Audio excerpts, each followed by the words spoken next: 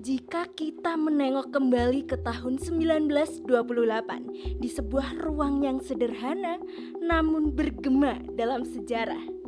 Sekelompok pemuda menorehkan ikrar bertumpah darah satu, berbangsa satu dan berbahasa Indonesia.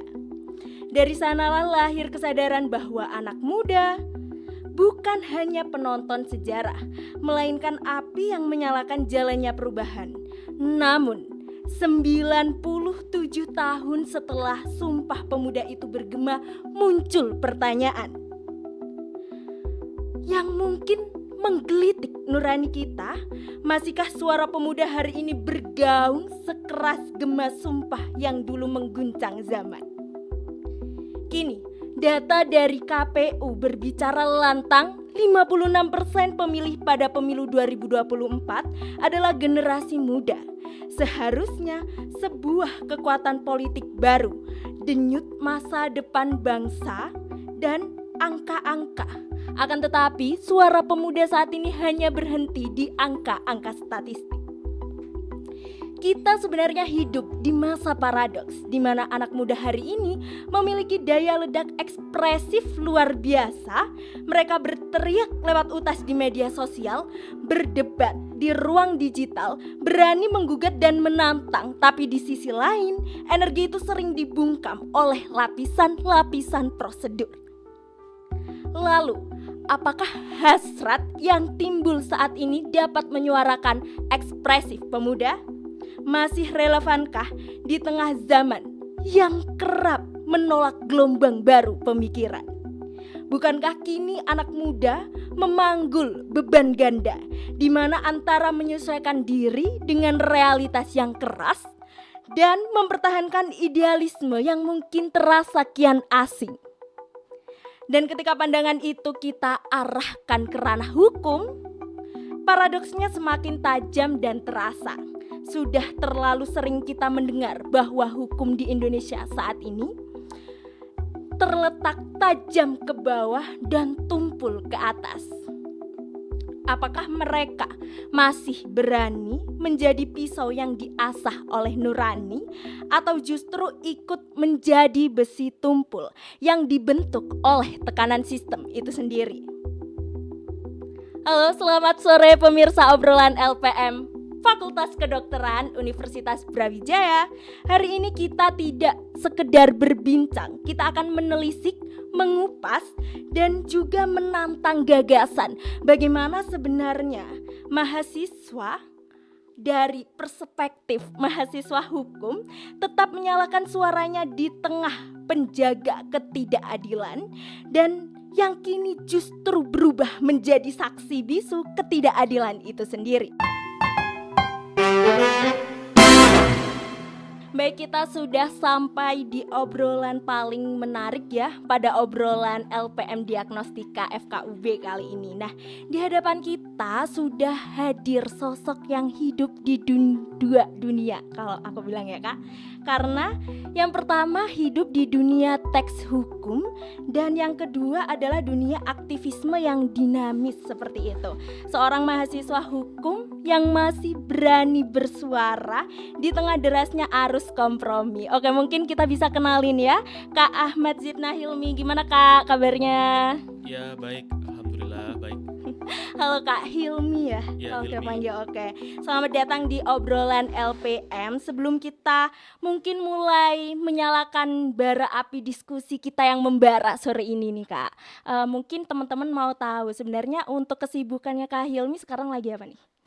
Ya, kesibukan tentu sebagai mahasiswa aktif Fakultas Hukum, ya semester 7 sekarang, ya sedang menyusun skripsi, juga sekarang masih aktif sebagai pengurus Forsa FHUB, sebagai ketua umum di Forum Studi Agama Islam FHUB, kayak gitu.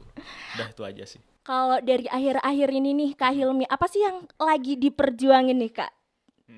Ya, akhir-akhir ini 1 tahun terakhir barangkali ya, 1 tahun terakhir ini ada banyak sekali isu nasional maupun internasional yang itu tentu menjadi bahan diskusi yang cukup menarik bagi kami di Fakultas Hukum, baik itu mahasiswanya maupun para akademisi.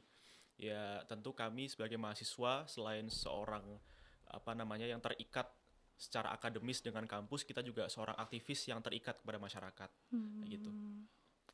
Ini keren banget ya guys, karena Kak Hilmi ini juga merupakan aktivis yang sering menyuarakan terkait Palestina gitu ya Kak. Yeah. Oke, kita mulai dari kalimat yang mungkin sudah terlalu sering terdengar nih Kak, tapi justru karena itu mungkin terdengarnya kayak berbahaya, dimana hukum di Indonesia tajam ke bawah, tumpul ke atas. Mungkin sebuah kalimat yang seolah sudah menjadi adagium sosial, bahkan nyaris diterima sebagai kebenaran secara permanen. Nah, tapi mungkin dari Kak Hilmi punya perspektif dan sudut pandang lain kayak gitu ya Kak Hilmi. Apakah mungkin hukum itu benar-benar tumpul atau mungkin sengaja ditumpulkan oleh seseorang yang sedang diuntungkan saja? Gimana nih pendapatnya Kak Hilmi? Iya, dari perspektif hukum kita belajar bahwasanya untuk menilai apakah hukum itu telah diterapkan secara profesional, sudah diterapkan adil, pasti ya, ada 3 prinsip tuh ya, keadilan, kepastian, dan kemanfaatan. Untuk memastikan 3 hal itu kita belajar di Fakultas Hukum itu ada teori dari Lawrence M. Friedman bahwasanya untuk menilai apakah hukum itu tumpul atau tajam itu ada 3 hal. Yes. Yang pertama substansinya. Ya, apa itu substansi? Substansi itu adalah materi peraturannya. Aturannya itu apakah sudah sesuai dengan norma-norma atau belum? Ya, norma yang hidup di masyarakat atau belum? Itu dari substansinya. Apakah peraturan perundang-undangan itu sudah disusun dengan tertata, dengan sesuai dengan undang-undang atau tidak? Itu yang pertama. Yang kedua dari strukturnya.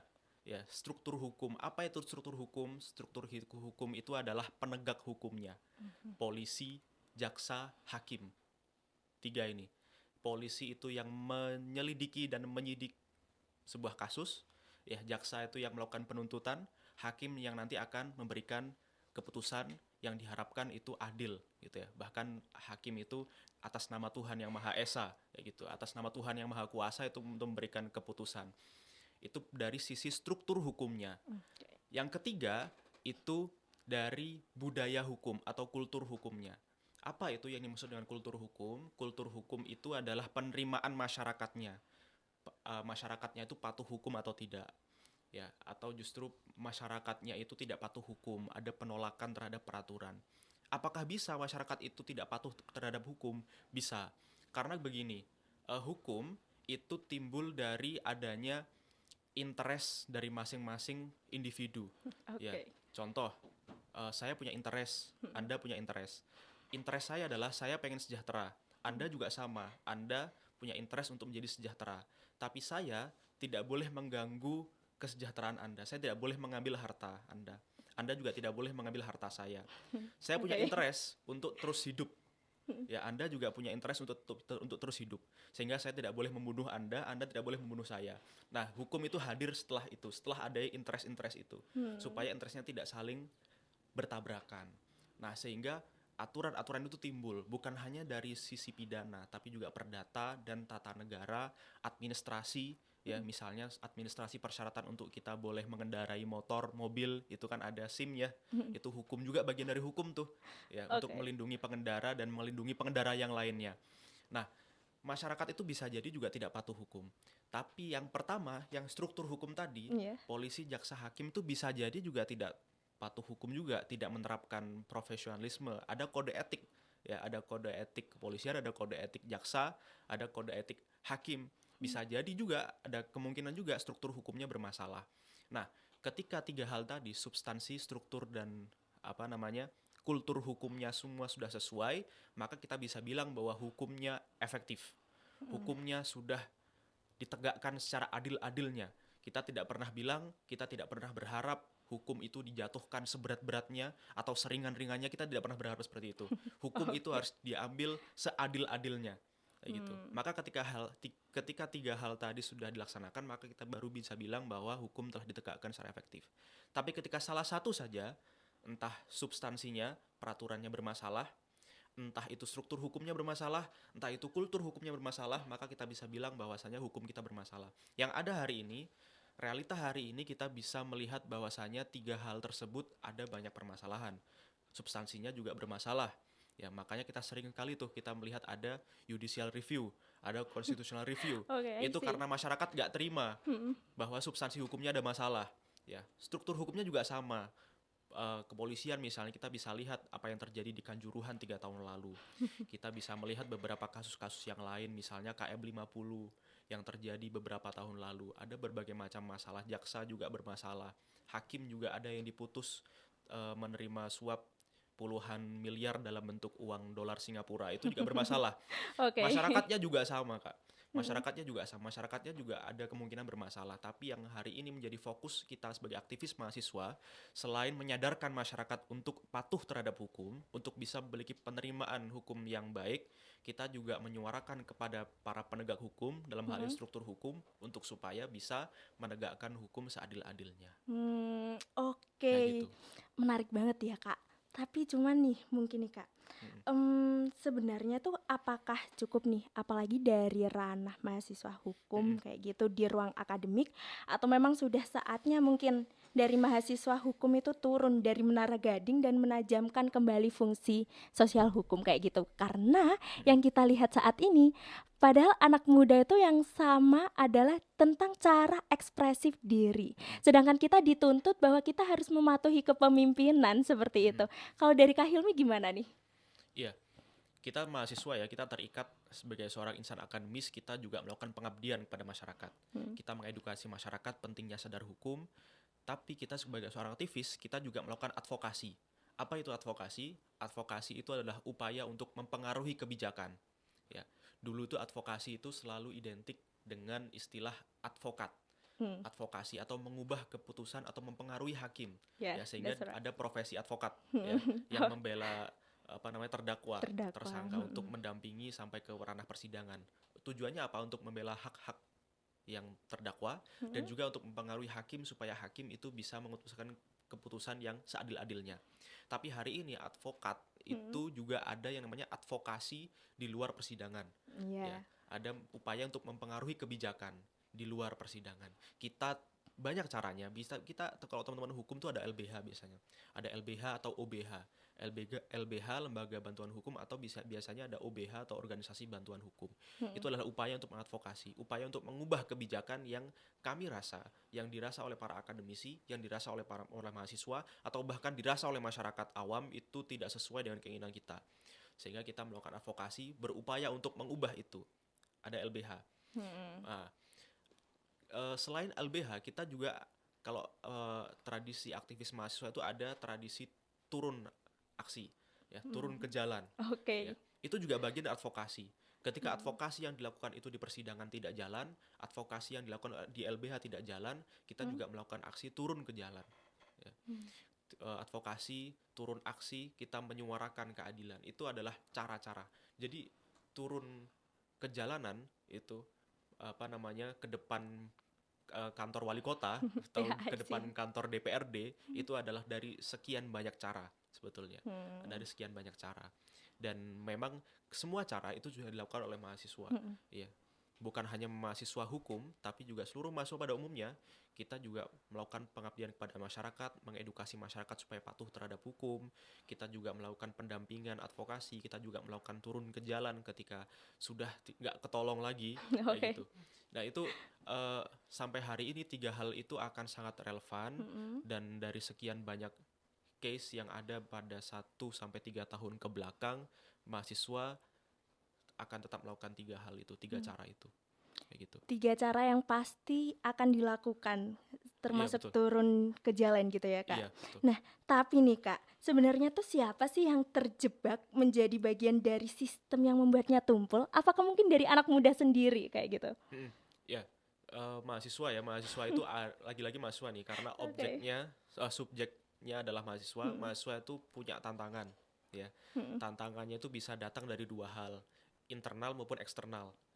Dari sisi internal, kita menghadapi tantangan bahwasanya mahasiswa itu juga bertarung dengan waktu. Ya, kita punya tanggungan akademik nih, kita punya tanggung jawab akademik. Kita juga harus belajar mengerjakan tugas, ya, bukan hanya mahasiswa hukum, tapi juga mahasiswa kedokteran juga barangkali. Oke. Kita juga bertarung dengan waktu. Ya, jadi waktu yang ada yang seharusnya digunakan untuk istirahat, untuk kita bermain, itu waktu sisa setelah kita mengerjakan tugas dan tanggung jawab akademik kita gunakan untuk mengadvokasi kebijakan, kita gunakan untuk aktivisme. Nah, itu adalah tantangan internal. Ada di antara teman-teman yang tidak mampu menghadapi tantangan tersebut, sehingga ketika waktunya habis atau dia kalah dengan waktunya dia belajar, sehingga dia tidak punya waktu untuk menyuarakan. Itu yang pertama, tantangan dari internal dulu nih. Iya. Tantangan dari eksternalnya adalah menghadapi penegak hukum. Ya, tentu ketika ada kebijakan yang tidak sesuai, kita akan langsung berhadapan dengan penegak hukum, kayak gitu. Banyak cara, tidak hanya aksi sebetulnya, tidak hanya aksi. Kita juga bisa melakukan policy brief, ya, membuat saran kebijakan. Ya, saran kebijakan ini bisa disusun untuk bisa mengubah kebijakan yang ada. Nah, ini menjadi tantangan. Dua hal tadi, tantangan internal dan eksternal, itu menjadi tantangan yang tidak terhindarkan, sehingga kita tidak bisa langsung tunjuk jari, ya, langsung kalau bahasa Jawanya tedeng aling-aling. Ketika ada mahasiswa yang ternyata dia tidak pernah ikut aksi, ya kita boleh maafkan lah, karena barangkali dia kalah dengan waktunya dia belajar. Tapi kalau kita mahasiswa hukum, ya ada beberapa yang memang turun ke jalan adalah yang paling utama. Ya kayak gitu. Karena ketika hukum itu secara substansi bermasalah, strukturnya bermasalah, ya buat apa kita berlama-lama di kelas gitu ya. Kita harus sudah saatnya kita mendobrak kayak gitu. Sehingga kalau dikata apakah mahasiswa terjebak dalam itu, ya bisa jadi iya, bisa jadi tidak. Kayak gitu. Bisa jadi iya, bisa jadi tidak. Kayak gitu. Bisa jadi iya ketika memang mahasiswanya memilih untuk sama sekali tidak bersuara padahal dia punya waktu untuk bersuara. Atau bisa jadi memang dia pengen bersuara tapi dia terbatas, hanya bisa bersuara lewat media sosial, dia hanya bisa menulis opini-opini, ya dia tidak bisa melakukan advokasi yang lain. Yang memang mahasiswa memang sudah sepatutnya memang dia mendahulukan tanggung jawab akademiknya. Seperti itu. Kita bisa memaafkan mungkin barangkali kasus-kasus yang seperti itu, kayak gitu. Oh my god, I like your mindset, Kak.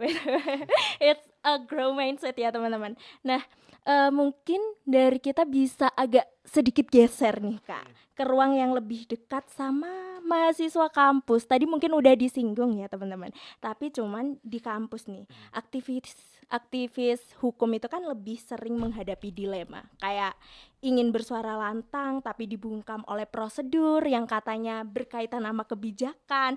Nah, kalau dari Kak Hilmi sendiri yang mungkin saat ini udah jadi semester 7 mahasiswa hukum, gimana sih Kak melihatnya, apa sebenarnya tantangan bagi aktivis hukum hari ini dalam memperjuangkan isu-isu keadilan terutama di kampus? Ya, bukan hanya di kampus tentunya ya.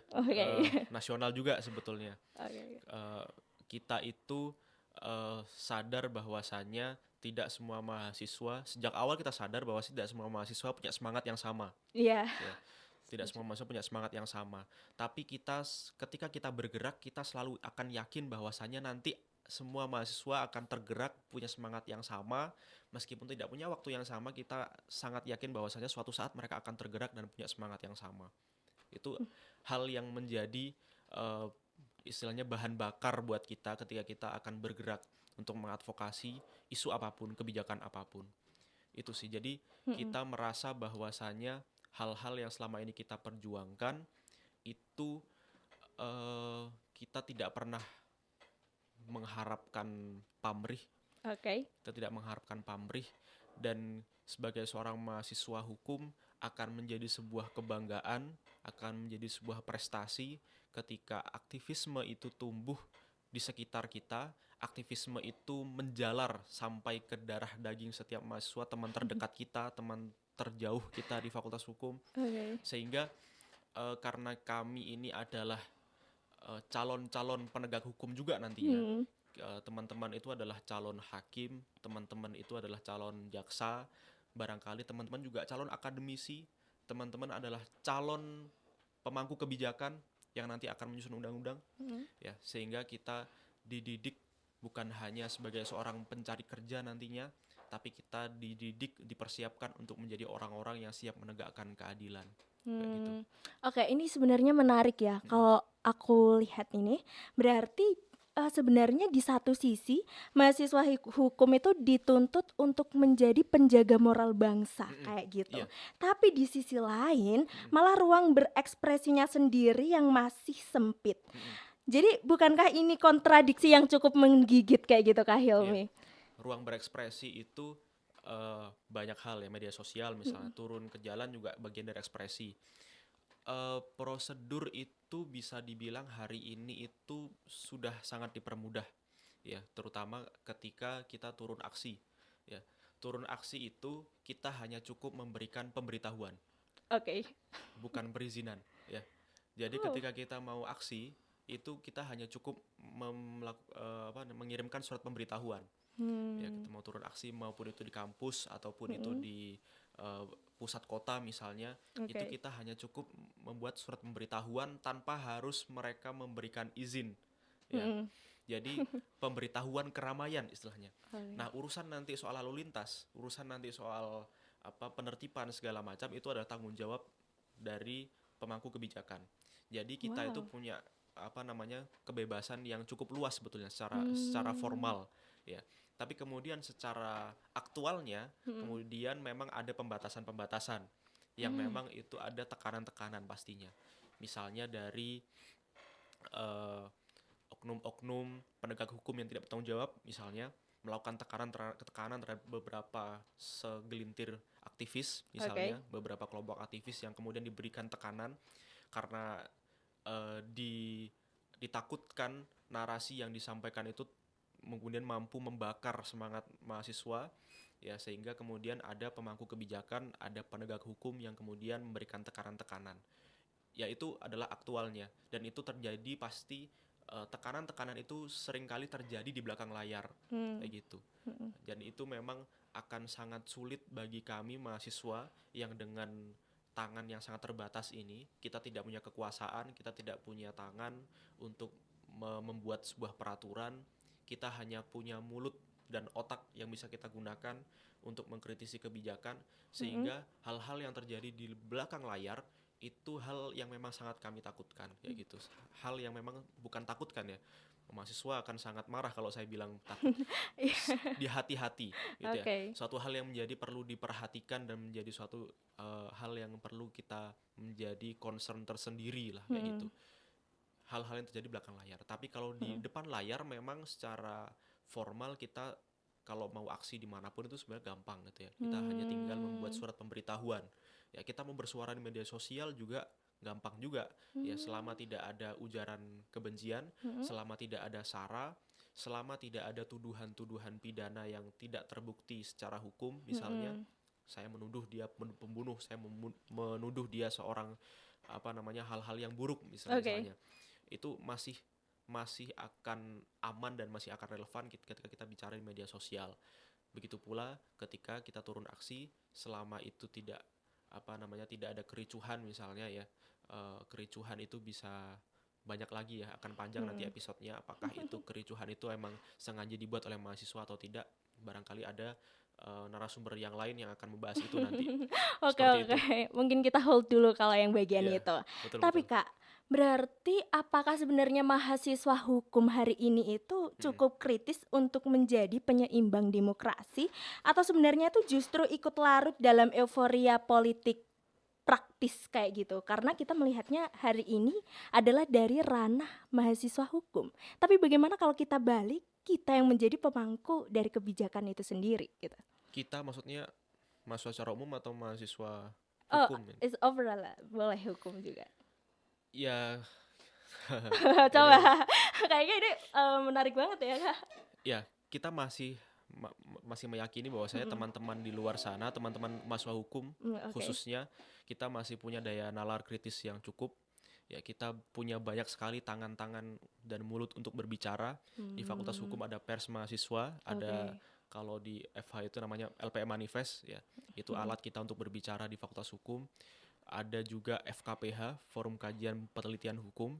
Di situ kalau kita mau nulis policy brief, kita mau nulis karya tulis ilmiah terkait sebuah isu hukum, kita tulis di situ. Di sana juga ada KDFH, Komunitas Debat, Di Fakultas Hukum itu kita semua difasilitasi, dan dengan tangan-tangan itulah kita akan menggunakan nalar kritis kita untuk memperbaiki hukum di Indonesia. Karena mau bagaimanapun, seperti yang saya sampaikan di awal, kita adalah orang-orang yang dididik, yang dipersiapkan untuk menjadi penegak hukum maupun menjadi pemangku kebijakan nantinya. Ketika terjadi case di mana ada mahasiswa Fakultas Hukum yang ternyata lebih interest kepada politik praktis, ya politik praktis itu adalah hal yang tidak terhindarkan di Iya. demokrasi Indonesia tentunya, I see. dan tidak dapat dihalangi juga dari mahasiswa untuk kemudian masuk ke dalam politik praktis. Tapi kita selalu ingat bahwasanya idealisme itu, ketika ada yang bilang bahwa idealisme itu tidak bisa berjalan seiringan dengan realita, saya tidak sepakat dengan itu. Jadi idealisme itu harus selalu berjalan, harus selalu diupayakan dalam realita apapun. Ketika idealisme itu ternyata bertabrakan dengan realita, dan kemudian teman-teman mahasiswa Fakultas Hukum maupun mahasiswa yang lain itu kemudian menurunkan idealismenya, menurunkan semangat dia, menurunkan nalar kritis dia, dan kemudian lebih memilih untuk mendahulukan interestnya dia dalam hal yang lain misalnya, maka itu kita sudah bilang bahwasanya dia sudah kehilangan ruh dia sebagai seorang mahasiswa, dia sudah kehilangan ruh dia sebagai seorang aktivis. Itu bukan lagi sebagai aktivis, tapi sudah lagi sebagai seorang politisi, kayak gitu. Itu ketika dia sudah masuk ke dalam politik praktis. Kita sudah labeli dia sebagai politisi mahasiswa mungkin ya, bukan aktivis mahasiswa. Tapi akan menjadi penilaian yang berbeda lagi nantinya, apakah dia menjadi politisi mahasiswa yang baik atau tidak, itu nanti akan menjadi penilaian tersendiri. Tapi apakah dia aktivis, tentu ketika sudah politik praktis yang bermain, maka kita sudah bisa berani bilang bahwasanya itu bukan nilai seorang aktivis. Oh my god, itu berarti artinya tergantung siapa yang menggenggamnya sebenarnya. Iya. Oke, kalau misalnya kita beralih ke pertanyaan yang lebih mendasar nih Kak, mungkin idealnya hukum adalah pagar yang melindungi demokrasi kayak gitu. Nah tapi hari ini ternyata pagar itu malah terasa kian menyempit, kian dingin, dan mungkin kian tinggi kayak gitu. Nah kemudian menurut Kak Hilmi nih, apakah hukum di Indonesia itu masih memperkuat demokrasi atau sebenarnya justru menjadi alat yang membungkamnya? Iya, menarik ya. Saya teringat dengan apa yang disampaikan oleh dosen saya. Dosen saya bilang ini ada keterkaitan ya, ada hal yang cukup relevan. Kalau kita dalam belajar itu dulu, kita ingat bahwasanya ketika peraturan itu digenggam erat, itu ibaratkan bara api. Suatu saat itu peraturan itu akan seperti bara api. Ya. Ketika semakin digenggam erat, ketika kita semakin patuh terhadap peraturan, tapi ternyata malah tangan kita sendiri yang terbakar. Kayak gitu ya. Tangan kita sendiri yang terbakar, dan itu akan ada waktunya, kayak gitu. Bukan hanya kita bicara soal itu, kadang kita selalu ingat hal-hal yang sifatnya teologis ya, peraturan agama.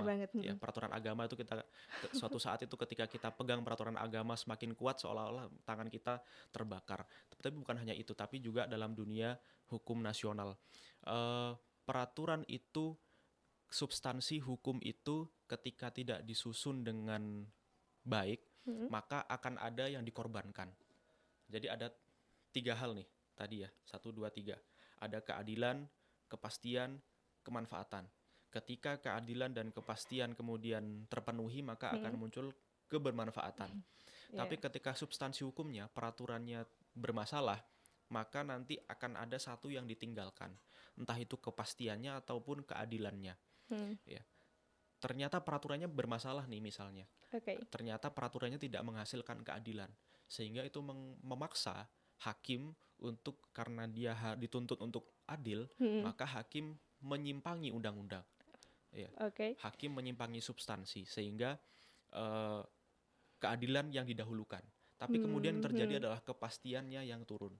Kayak gitu. Kepastiannya turun. Tapi kemudian ketika ketika kita mendahulukan kepastian, maka keadilan yang akan turun. Misalnya penegak hukum lebih memilih untuk mendahulukan kepastiannya. Ketika kepastiannya itu didahulukan, maka ternyata keadilannya yang ditinggalkan. Maka itu yang terjadi. Maka kalau itu yang terjadi, maka yang akan menjadi hasilnya adalah tidak adanya kebermanfaatan dalam hukum. Sehingga kita sebagai mahasiswa hukum, bukan hanya mahasiswa hukum, seluruh mahasiswa, kita punya nalar kritis, kita bisa menilai apakah peraturan perundang-undangan itu sudah sesuai dengan norma-norma agama atau norma sosial, ya norma norma hukum, norma di masyarakat atau tidak. Kita semua bisa menilai itu seperti itu. Sehingga yang terjadi nantinya ketika substansi hukumnya sudah sangat baik, maka 3 hal tadi bisa berjalan seiringan, kayak gitu. Ketika 3 hal tadi berjalan seiringan, maka tugas-tugas aktivisme itu akan turun juga, kayak gitu. Ketika semua hal itu sudah sesuai, sudah ideal, maka juga aktivisme juga akan semakin melunak. Kalau Bapak Ibu di luar sana pemangku kebijakan ingin aktivisme mahasiswa itu diturunkan, diredam misalnya, ya maka mau tidak mau solusi utamanya adalah memperbaiki substansi dan struktur hukum. Tidak ada cara yang lain. Ketika substansi dan strukturnya masih bermasalah, maka selama itulah aktivisme mahasiswa akan tetap hidup, kayak gitu. Oke, ini memberikan insight banget ya teman-teman, apalagi buat teman-teman di obrolan LPM kali ini. Nah, tapi Kak, sekarang itu permasalahannya kita hidup di era digital, di mana satu unggahan bisa lebih berpengaruh daripada satu pasal undang-undang. Nah, advokasi hukum itu nggak lagi berhenti di ruang sidang, tapi meluas ternyata ke ruang publik digital kayak gitu. Nah, pertanyaannya nih, bagaimana sih sebenarnya mahasiswa hukum bisa menggunakan media ini untuk memperjuangkan kebenaran tanpa terjebak ya dalam aktivisme yang hanya viral sesaat? Kan banyak banget tuh fenomena cuma FOMO ternyata malah nggak ngerti, kayaknya pasalnya cuma langsung menguap aja tuh. Ya, kita itu diajarkan untuk tidak buru-buru untuk ikut beropini. Ya, ketika kita mau beropini, maka opini yang dikeluarkan lebih awal adalah opini hukum atau legal opinion terhadap sebuah masalah. Misalnya baru-baru ini terkait dengan terkait dengan kasus yang terjadi di Sidoarjo yang di pesantren. Ya, apakah kita akan langsung menghujat pemerintah, mengkritik pemerintah karena pemerintah tidak serius mengawasi, atau kita akan langsung memberikan kritik keras terhadap pengelola pesantren misalnya? Itu adalah 2 hal yang sangat mudah dipengaruhi oleh media. Ya, sangat bisa dipengaruhi oleh narasi-narasi yang ingin menggiring siapa yang akan disalahkan. Ya. Tapi kita sebagai mahasiswa hukum, kita ada namanya legal opinion yang itu strukturnya sudah ditentukan. Ya, ada legal opinion yang itu terstruktur. Nanti ada barangkali kalau mau belajar legal opinion ada sendiri gitu. Ada strukturnya gitu, ada pembahasan, pendahuluan dan sebagainya. Nah, itu kita berdasarkan itu. Ya, mahasiswa hukum itu harus sesuai dengan penalaran hukum. Ya, apakah itu sesuai dengan undang-undang atau tidak, ya. Baru setelah itu, setelah kita melakukan pendapat hukum, baru kemudian ketika narasi yang berkembang di masyarakat itu sesuai, ternyata memang ada permasalahan hukum yang harus disuarakan, maka baru kita akan bersuara. Ya, kita akan bersuara di media sosial, mau dimanapun, media sosial, media cetak, misalnya di koran, di mading misalnya, kita akan bersuara ketika kita sudah selesai dengan diri kita sendiri, kita sudah selesai dengan legal opinion kita. Itu karena jangan sampai kita terlanjur bersuara, terlanjur jauh bersuara, ternyata narasinya yang salah, ternyata ada fakta-fakta hukum lain yang belum kita pelajari. Misalnya ada fakta-fakta hukum yang belum terbaca, sehingga opini atau narasi yang kita kembangkan di masyarakat ternyata salah kaprah seperti itu, dan ternyata menyesatkan masyarakat. Dan itu jangan sampai. Jadi mahasiswa hukum tentu akan menjadi garda terdepan untuk memfilter narasi yang ada di masyarakat, kayak gitu. Oke, mungkin ini pertanyaan terakhir yang bisa Kakak jawab iya atau tidak. Jadi sebenarnya apakah saat ini telah seimbang nih antara retorika digital dan substansi hukum? Karena seringkali yang viral bukan yang benar tapi yang malah bising kayak gitu. Iya atau tidak, Kak? Iya. Sampai Oke. saat ini masih iya. Masih narasi yang memang narasi di luar sana memang masih lebih kuat daripada penegakan hukum itu sendiri, kayak gitu. Oke. Nah, Mungkin ya teman-teman, ternyata pada akhirnya itu hukum bukan sekedar kumpulan seperti itu ya Kak. Iya. Bukan kumpulan pasal tapi cermin nurani bangsa. Nah, ternyata teman-teman kalau kita tadi udah belajar dari Kak Hilmi, ialah ia hanya akan setajam keberanian orang-orang yang menegakkan, dan mahasiswa hukum seharusnya bukan sekedar penjaga teks tapi penjaga akal sehat publik kayak gitu. Iya. Nah, kemudian di tengah krisis keadilan dan demokrasi yang kian redup, keberanian untuk bersuara menjadi bentuk baru dari pengabdian. Dan karena kalau hukum tumpul ke atas dan tajam ke bawah, maka mahasiswa hukum harus berani menjadi tangan yang mengembalikan ketajamannya. Nah, keadilan mungkin tidak selalu dimenangkan di ruang sidang, tapi ia bisa hidup kembali di ruang kesadaran kita. Oke, terima kasih mungkin ya kepada Kak Hilmi udah bergabung dengan obrolan LPM kali ini. Mungkin saya Vidya Febrianti Zulkarnain pamit dari obrolan LPM. Ingat teman-teman bahwa ternyata hukum tanpa keberanian hanyalah teks mati, dan keberanian tanpa moral hanyalah kebisingan tanpa arah. Wassalamualaikum warahmatullahi wabarakatuh. See you. Keadilan mungkin tidak selalu dimenangkan di ruang sidang, tapi bisa hidup kembali di ruang kesadaran kita. Saya, Vidya Febrianti Zulkarnain, pamit dari obrolan LPM. Ingat teman-teman, bahwasanya hukum tanpa keberanian hanyalah teks mati, dan keberanian tanpa moral hanyalah kebisingan tanpa arah. Wassalamualaikum warahmatullahi wabarakatuh.